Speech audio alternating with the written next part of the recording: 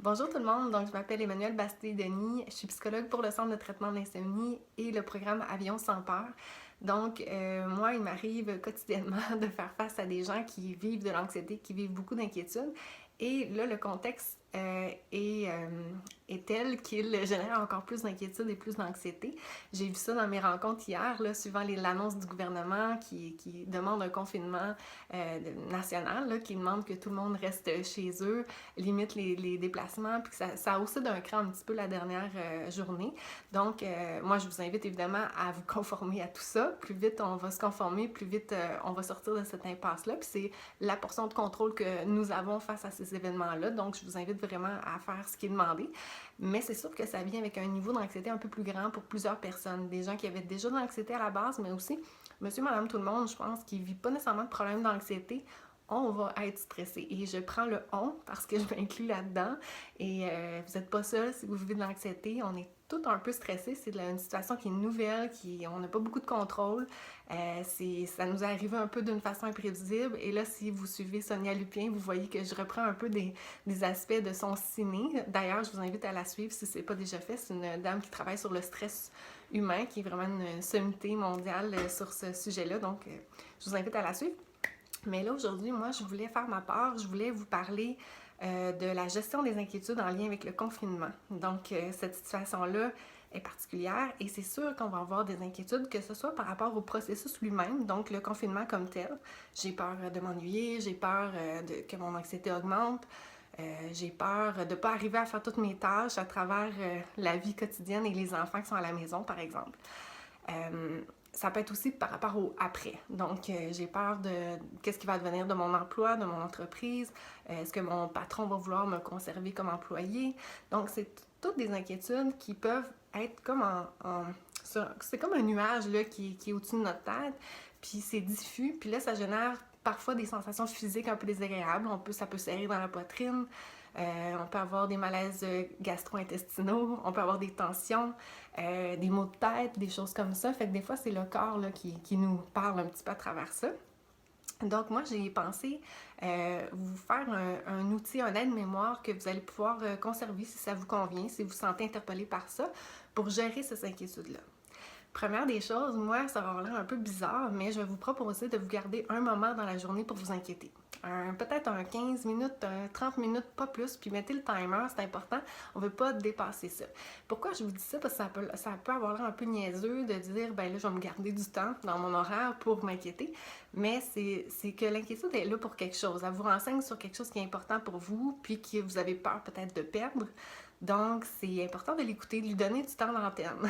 Donc, pour ça, on va se garder un moment, mais on essaie de l'encadrer, ce moment-là, pour pas que ça colore toutes nos journées. Donc, typiquement, moi, je vais vous conseiller, évidemment, je travaille avec les gens qui souffrent d'insomnie, je vais vous conseiller de ne pas le faire dans la soirée. On essaie de ne pas faire ça avant de se coucher. Donc, peut-être dans l'après-midi, après le dîner, on pourrait faire un petit bilan. Bon, qu'est-ce qui m'inquiète? Ça peut être à court, moyen terme qu'on peut le faire. Qu'est-ce qui m'inquiète aujourd'hui? Qu'est-ce qui m'inquiète aussi dans les prochaines semaines ou le après-confinement? Ensuite, je vais vous proposer vraiment de l'écrire, de vous prendre un bon vieux pad là, comme ça, ou à l'ordinateur si vous préférez, mais de le déposer quelque part, ça va vous aider après à faire la coupure, de dire, ben ça, mes inquiétudes sont matérialisées quelque part, puis je les laisse dans un tiroir où j'essaie de trouver, vous pourriez être créatif, là, vous pourriez trouver une boîte avec... la décorer, rendre ça un peu humoristique, mais laissez ça là. Puis après ça, faites votre journée, puis essayez de... Là, j'allais dire prendre plaisir à votre journée, mais ben oui, on peut essayer de prendre plaisir au confinement le mieux possible, mais il ne faut pas non plus nier que c'est difficile comme période. Donc, se garder un moment, écrire. Ensuite, ben là, on va décortiquer les inquiétudes, on va faire le ménage pour rendre ça un peu plus concret, puis pas avoir l'espèce de nuage, là, comme dans les dessins animés, des fois le nuage qui est là puis qui pleut sur notre tête, ben on va le prendre ce nuage-là, puis on va essayer de reprendre le contrôle un peu là-dessus. Donc, première étape, je vais vous demander de dresser une liste de vos inquiétudes. Donc là, vous allez typiquement vous demander, j'ai peur de quoi? J'ai peur de quoi dans le confinement comme tel, mais j'ai peur de quoi aussi dans l'après-confinement. Puis là, plus vous allez être concret, plus vous allez être précis dans votre description de ce qui vous inquiète, ben meilleure va être votre gestion après dans les étapes que je vais vous parler. Ensuite, vous allez vous demander, dans ces inquiétudes-là, y a-t-il des aspects que je pourrais réviser un peu dans ma perception. Parce que l'humain, ben, il fonctionne par paire de lunettes. Il va voir la situation, c'est pas la situation comme telle qui génère des émotions, comme là, dans ce cas-ci, l'émotion qui nous concerne, c'est l'anxiété. C'est pas la situation comme telle qui va générer ça, c'est la façon dont on va la percevoir, de par notre expérience passée, notre tempérament, nos expériences, notre éducation, peu importe. Donc ça, c'est vraiment des choses qui vont venir colorer notre perception des événements. Mais des fois, notre cerveau nous joue des tours. Des fois, il perçoit la situation pas d'une façon totalement réaliste. Donc, c'est important de se demander, est-ce qu'il y a des nuances à apporter dans mon inquiétude? Est-ce que c'est vraiment ça qui risque de se produire? Est-ce que j'ai des preuves, des contre-preuves qui viennent soutenir ça? Est-ce qu'une autre personne pourrait voir la situation différemment? Est-ce que mon voisin, ma voisine pourrait voir ça d'une autre façon? Donc ça pourrait être... voisin, voisine, des fois, ça marche peut-être un peu moins. Peut-être de vous demander si vous avez une personne dans votre entourage que vous estimez particulièrement, bien, vous pourriez vous demander, cette personne-là, comment elle choisirait de voir la situation. Donc, on ajuste notre paire de lunettes, on la rend plus claire, on la rend plus ajustée à la réalité. Ensuite, en passant, j'ai des petites notes, je dois l'avouer. Ensuite, on se demande, face à ces inquiétudes-là, on reprend les inquiétudes, puis on se demande, bon, là, on a ajusté notre paire de lunettes, est-ce qu'il y a une partie là-dedans qu'on peut faire une action? Y a-t-il une action à poser pour régler une partie du problème ou peut-être des fois la totalité du problème, puis là, faire un check là-dessus, puis on tasse ça, puis on est content? Bien, on se demande s'il y a une action à poser. Puis l'autre petit truc que je vais vous proposer, c'est là, considérant qu'on est pour 3 semaines en confinement et que ça peut être difficile de dire, ben là, j'ai peur pour mon emploi, j'ai peur de ne pas garder mon emploi, par exemple. Et là, de dire, ben je pourrais déjà rechercher des prochains emplois, ça pourrait être une action que je pose, des emplois potentiels dans mon domaine, par exemple. Ben ça pourrait être de faire une petite liste quelque part, mais ça pourrait aussi être de mettre cette action-là quelque part dans votre planning là, des prochaines semaines, ou au retour. Des fois, ça ne s'applique pas, il n'y a rien à faire pendant la période de confinement. Puis là, ben, je le place, admettons, dans un mois. Puis je me dis, le lundi de telle, je ne sais pas quelle date ça va tomber, là, mais le lundi, telle date, en mai, ben là, je me dis, je passe à l'action. Mais déjà là, encore là, de le déposer par écrit quelque part et de le planifier, ben ça nous aide à le sortir de notre esprit puis à fonctionner avec moins de stress. Ensuite, là, l'autre portion, une fois qu'on s'est demandé, nos lunettes sont ajustées, y a une action qu'on peut poser, on la pose ou on la planifie, ben la troisième étape, c'est de lâcher prise. Là, il y a des aspects là-dedans sur lesquels on n'aura pas de contrôle. On ne pourra pas... il y a les astres qui vont s'aligner. C'est une blague, là, mais il y a des choses qui vont se placer à travers toute cette période-là et sur lesquelles on n'a pas de contrôle actuellement. Donc, on est en plus en mode lâcher prise. Comment on lâche prise? Parce que ça, c'est comme un mystère, on dirait que l'humain trouve difficile des fois à résoudre.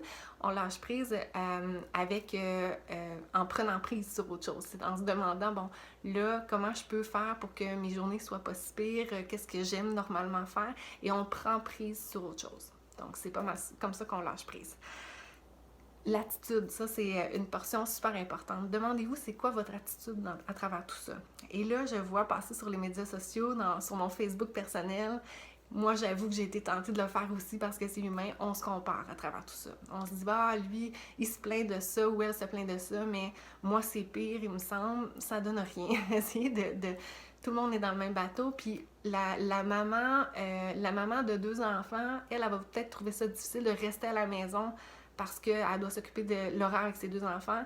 La fille célibataire va peut-être trouver ça difficile d'être à la maison parce qu'elle est toute seule, puis elle aimerait ça, avoir une famille, par exemple. Tu sais, il y a, dans chaque situation, il y a des gens qui sont travailleurs autonomes qui vont trouver ça difficile, cette période-là, puis il y a d'autres gens qui sont pas travailleurs autonomes, qui vont être employés, mais qui vont être réaffectés à des tâches que c'est pas nécessairement ça leur profession ou quoi que ce soit, et c'est très stressant pour eux. Fait que dans toutes les situations, il y a un défi, puis il y a quelque chose de difficile, puis je vous invite à ne pas vous comparer parce que c'est pas le concours de qui est le plus souffrant dans l'histoire. On a tout quelque chose qui est difficile pour nous.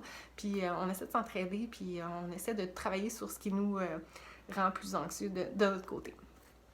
La dernière chose que je vais vous dire, et là, je suis pas une spécialiste de l'approche ACT. Il y a une nouvelle approche en psychologie qui est l'acceptation et l'engagement, qui vise beaucoup la quête de sens, les valeurs, les choses comme ça. Je suis pas une spécialiste là-dedans, je dois l'avouer.